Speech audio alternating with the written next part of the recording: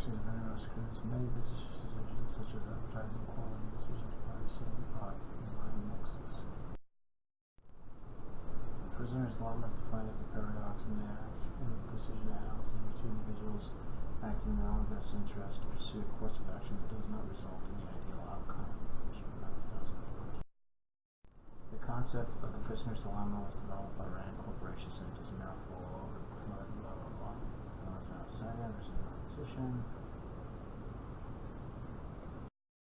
The dilemma is set up so that both sides choose the outcome that will best protect them. The name prisoner's dilemma is representative of why detectives separate two suspects for questioning. The suspects cannot hear what each other is saying, so they assume that the other will turn on them.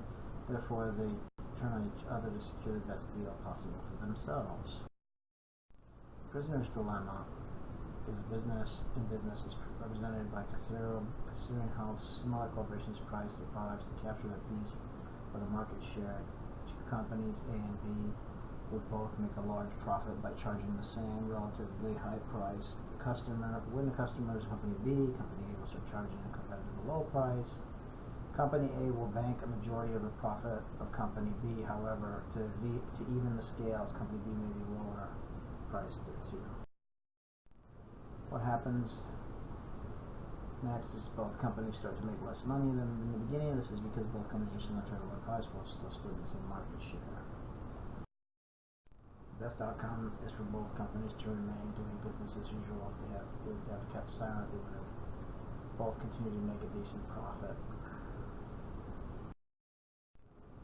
The game theory is a very good way to solve problems and a way to come out on top of your competition.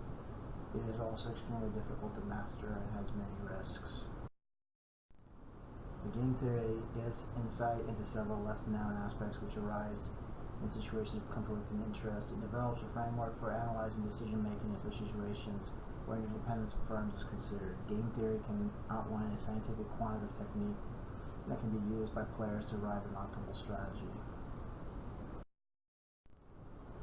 Risks. The players do not know their opponent's actual decisions in advance. Decision makers must choose options based on assumptions of what their opponents will choose. Zero-sum games are very risky. Game theory requires a great deal of strategy.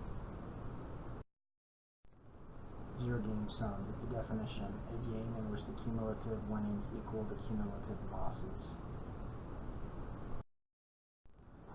Zero-game sum. One participant's sums or losses must be equal to the other opponent's sums or losses in order for the game to be considered a zero-sum game. If the total gains of the participants are added up and the total losses are subtracted, they will sum to zero.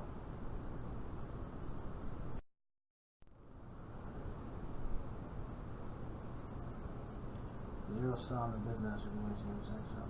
Country with financial connections free transaction is in a